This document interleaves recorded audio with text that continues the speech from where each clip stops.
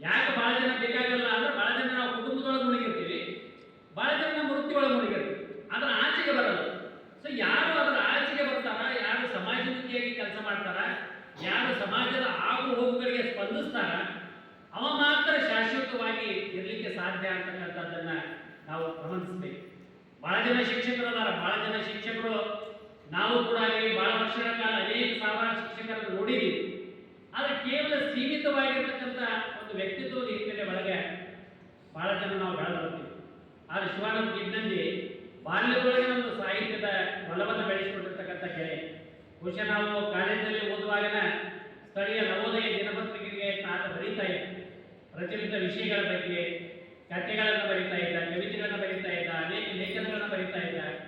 ಹಾಗೆಯೇ ಅವನು ಕೂಡ ಅದು ಮುಂದುವರಿಕೆಯಾಗಿ ಬಂತು ಅಂತೇಳಿ ನಾವು ಕೂಡ ಅನೇಕ ಶಿಕ್ಷಕ ವೃತ್ತಿಯ ಜೊತೆಗೆ ಬೇರೆ ಬೇರೆ ಕೆಲಸ ಕಾರ್ಯದೊಳಗೆ ತೊಡಗಿರ್ತಕ್ಕಂಥ ಸಂದರ್ಭದೊಳಗೆ ನಮ್ಮ ಜೊತೆಗೆ ಆದ ಅದು ಕೇವಲ ಬಾಲ್ಯದ ಸ್ನೇಹಿತ ಅಂತ ಅಷ್ಟೇ ಅಲ್ಲ. ಯಾವಾಗ ನಾವು ಸಮಾಜಮುಖಿಯಾಗಿ ಅನೇಕ ಕೆಲಸಗಳನ್ನ ಮಾಡಾಕೋತೀವಿ ಅವಾಗ ನಮ್ಮ ಜೊತೆಗೆ ನಮ್ಮ ಸಂಪರ್ಕಕ್ಕೆ ಮತ್ತೆ ಬಂದ. ಅದು ಮಕ್ಕಳ ಶಿಬಿರಗಳಿರ್ಬೋದು, ಮಕ್ಕಳ ವ್ಯಕ್ತಿತ್ವದ ಕೆಲಸಗಳಿರ್ಬೋದು, ಮಕ್ಕಳಿಗಾಗಿ ಮಾಡಿರ್ತಕ್ಕಂಥ ನಾಟಕಗಳಿರ್ಬೋದು, ಆಮೇಲೆ ಮಕ್ಕಳಿಗಾಗಿ ಮಾಡಿರ್ತಕ್ಕಂಥ ರೇಡಿಯೋ ಪಾಠಗಳಿರ್ಬೋದು.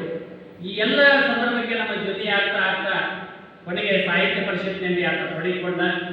ಬಹುಶಃ ಆಗಿನ ಸಂದರ್ಭ ಹೇಗಿತ್ತಂದ್ರೆ ನಾವು ನಮ್ಮ ಕೆ.ವಿ. ದಳಗೇರಿ ಸರ್ ಅವರ ಚುನಾವಣೆಯ ಸಂದರ್ಭದೊಳಗೆ ನಾವು ಸಾಹಿತ್ಯ ಪರಿಷತ್ತಿಗೆ ಹೆಚ್ಚು ಬಂದ್ವಿ. ಅದಕ್ಕಿಂತ ಮುಂಚೆಗೆ ಸದಸ್ಯರಾಗಿದ್ದರೂ ಕೂಡ ಸುಮ್ಮನೆ ಕಾರ್ಯಕ್ರಮದೊಳಗೆ ಭಾಗವಹಿಸಿದ್ವಿ.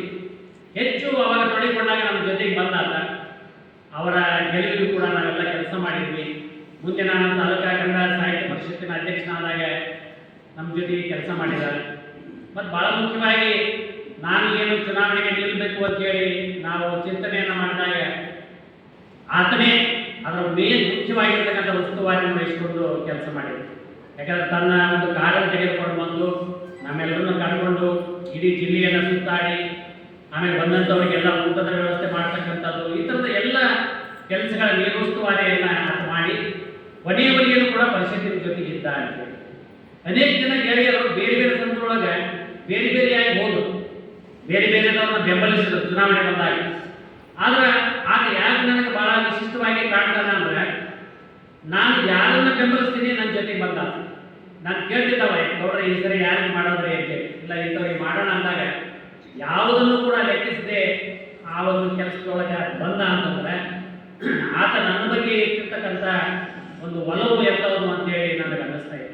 ಆ ಹಿನ್ನೆಲೆ ಒಳಗೆ ಭಾಳ ಒಬ್ಬ ಆಪ್ತ ಗೆಳೆಯನಾಗಿ ನಮ್ಮಿಂದ ದೂರವಾದ.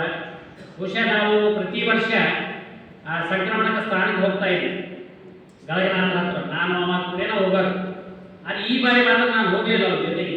ಯಾಕಂದ್ರೆ ಗಜೇಂದ್ರ ಸಮ್ಮೇಳನ ಒಂದು ವಾರ ಇದ್ದುದರಿಂದ ನಾನು ಬರಲ್ಲ, ನೀವು ಹೋಗಿ ಬಾ, ನಮಗೂ ಬೇಡ, ನಾನು ಹೋಗೋದು ಬೇಡ, ಸ್ವಲ್ಪ ಕೆಲಸ ಇಪ್ಪ ಅಂತೇಳಿ. ಇಲ್ಲ ಬೆಳೆಗೆಲ್ಲ ಒತ್ತಾಯ ಮಾಡ್ತಾ ಹೋಗ್ತೀನಿ ಅಂತ ಆಗ್ತದೆ. ಬೆಳಗ್ಗೆ ನಮ್ಮ ಮನೆಗೆ ಬಂದ ಆತನಿಗೆ ಒಂದಿಷ್ಟು ಕೆಲಸ ಹೇಳಿದ್ದೆ ನಾನು. ಅದನ್ನ ಪೆಂಡ್ರೈವ್ನೊಳಗೆ ಹಾಕೊಂಬಂದ. ಇಲ್ಲ ಇದು ಇಲ್ಲೇ ಚವಾಣ್ ಸರ್ ಬರ, ಇಲ್ಲ ಇದು ನನಗೆ ಬೇಡ, ಚವಾಣ್ ಸರ್ ಮನೆಗೆ ಹೋಗಿ ಬಿಡಿಸಿ ನೀನು ಹೋಗ್ಬಾ ಅಂತ ಹೇಳಿ ನಮ್ಮ ಮನೆಗೆ ಬಂದು ನಮ್ಮ ಮಿಸ್ಸಸ್ ಬೆಳಗ್ಗೆ ಅವತ್ತ ಕುರಿ ಮಾಡಿದ್ವಿ. ಏನಂದ್ರೆ ಒಳಗೆ ನಮ್ಮದು ಬೆಳಗ್ಗೆ ಒಳಗೆ ಎಲ್ಲರೂ ಕೂಡಿ ದೋಸೆ ತಿನ್ನೋ ಕಾರ್ಯಕ್ರಮ ಐತಂದ ಭಾಳ ಒತ್ತಾಯ ಮಾಡಿದ್ವಿ. ಎರಡು ಕುರಿ ತಿಂದ. ಆಮೇಲೆ ಆ ಪೆಂಡ್ರೈವನ್ನ ಬಹುಶಃ ಚವಾಣ್ ಸರ್ ಮನೆಗೆ ಹೋಗಿ ಕೊಟ್ಟು ಹೋದವ. ನಾನು ವಿಜಯನಗರಕ್ಕೆ ಹೋದೆ. ನನಗೆ ರೆಡ್ಡಿ ಸರ್ ಫೋನ್ ಮಾಡಿದ್ರು, ಇಲ್ಲ ಭಾಳ ತೊಂದರೆ ಆಗೈತಿ, ಆಸ್ಪತ್ರೆಗೆ ದಾಖಲೆ ಮಾಡಿವಿ ಅಂತೇಳಿ. ಸಾಯಂಕಾಲ ಆಸ್ಪತ್ರೆಗೆ ಬಂದಾಗ ಬಹುಶಃ ಭಾಳ ಗಂಭೀರವಾಗಿರ್ತಕ್ಕಂಥ ಪರಿಸ್ಥಿತಿ. ಅವರ ಮನೆಯವರಿಗೆ ಆಗಲಿ ಗೊತ್ತಿಲ್ಲ, ನಾವು ಹೇಳಿದ್ದಿಲ್ಲ. ಆದರೆ ಡಾಕ್ಟರ್ ಹೇಳಿದ್ರು, ಇಲ್ಲ ಭಾಳ ಕಷ್ಟ ಇತ್ತಿದ್ದು ಉಳಿತಕ್ಕಂಥದ್ದು ಅಂತೇಳಿ. ನೋಡಿದ್ರೆ ಅನ್ನಿಸ್ತಿದ್ದಿಲ್ಲ, ಯಾರಿಗೂ ಅನ್ನಿಸ್ತಿದ್ದಿಲ್ಲ. ಡಾಕ್ಟರ್ ಏನೋ ರೊಕ್ಕ ಹೊಡೆಗೆ ಹೇಳಕ್ಬಿಡ್ತಾರೆ ಅಂತ ನಾವು ತಿಳ್ಕೊಂಡ್ವಿ. ನಮ್ಮನ್ನು ಹೆದರ್ಸಾಕ್ಬಿಡ್ತಾರೆ ಇವರು, ಭಾಳ ಇವ್ರು ಆಗಲಿ ಈ ICUದಾಗಿರಲಿ ಅಥವಾ ಮತ್ತೊಂದು ಏನೋ ಮಾಡಲಿ ಅಂತೇಳಿ ಹೆದರ್ಸ್ತಾರೆ ಅಂತ ತಿಳ್ಕೊಂಡು ನಾವು ತಿಳ್ಕೊಂಡ್ವಿ. ಅದು ಗಂಭೀರವಾಗಿರ್ತಕ್ಕಂಥ ಕಾಯಿಲೆ ಆಗಿತ್ತು. ಸ್ವಲ್ಪ ದಿನದೊಳಗೆ ಆತ ನಮ್ಮಿಂದ ಕಣ್ಮರೆ ಆಗತಕ್ಕಂಥದ್ದು ಭಾಳ ದುಃಖದ ಸಂಗತಿ. ಆದರೆ ಅವರ ಪರಿವಾರದ ಬಗ್ಗೆ ನಾನು ಒಂದು ಮಾತು ಹೇಳ್ಬೇಕಿಲ್ಲ. ಏನಂದ್ರೆ ಭಾಳ ಸಂದರ್ಭದೊಳಗೆ ಗಂಡ ಹೋಗ್ಬಿಟ್ಟು ಅಥವಾ ಯಾರೋ ಹೋದ್ರು ಅಂತ ನಾನು ಬಂದಂಥವ್ರು ಹೋದ ಕೂಡಲೇ ನಾವು ಅವ್ರದ್ದು ಏನೈತಿಪ್ಪ ಹುಡುಗಾಡ ಶುರು ಮಾಡ್ತೀವಿ. ಬ್ಯಾಂಕ್ ಬ್ಯಾಲೆನ್ಸ್ ಏನೈತಿ, ರೊಕ್ಕ ಎಷ್ಟೈತಿ, ಏನು ಮಾಡ್ಯಾರ, ಎಲ್ಲೆಲ್ಲಿ FD ಇಟ್ಟಾರ, ಏನು ಮಾಡ್ಯಾರ, ಅಷ್ಟಕ್ಕೆ ಸೀಮಿತ ಆಗಿದ್ದು. 1 ತಿಂಗಳು 2 ತಿಂಗಳಿಗೆ ಮುಕ್ತಾಯ ಆಗುತ್ತೆ. ಭಾಳ ಅಂದ್ರೆ ಒಂದು ಪುಣ್ಯತಿಥಿ ಬರ್ತೈತಿ, ಒಂದು ಫೋಟೋ ಇಟ್ಟು ಪೂಜೆ ಮಾಡ್ತೀವಿ. ಆದ್ರೆ ಇವರ ಒಂದು ಪರಿವಾರ ನಮಗೆ ಭಾಳ ವಿಶಿಷ್ಟವಾಗಿ ಕಂಡದ್ದು ಏನಪ್ಪ ಅಂದ್ರೆ ಅವರು ಯಾವುದರೊಳಗೆ ತೊಡಗಿಕೊಂಡಿದ್ರು ಅದನ್ನು ಮುಂದುವರಿಸಿದ್ರು ಅಂತಕ್ಕಂಥದ್ದು ಬಹಳ ಮುಖ್ಯವಾಗಿರ್ತಕ್ಕಂಥದ್ದು. ನಮ್ಮ ಪರಿಷತ್ತಿಗೆ ಎಲ್ಲರಿಗೂ ಗೊತ್ತೈತಿ. ಬಹುಶಃ ಶಿವಾನಂದ ಕಿಂಡಿ ಒಂದಿನ ತಪ್ಪಿಸ್ತಿದ್ದಮ್ಮ ಯಾರ ಕೆಲಸ ಐತೆ ಅಂತೇಳಿ. ಬಟ್ ಅವ್ರ ಪರಿವಾರದವರು ಅವ್ರು ಹೋದ ನಂತರ ಒಂದಿನೂ ಪರಿಷತ್ತಿಗೆ ಬರೋದನ್ನು ತಪ್ಪಿಸಿಲ್ಲ. ಅವ್ರು ಇರಲಿ ಬಿಡಲಿ, ನಾವು ಇತ್ತೀಚೆಗೆ ಅದಕ್ಕೆ ಹುದ್ದೆ ಕೊಟ್ಟಿವಿ.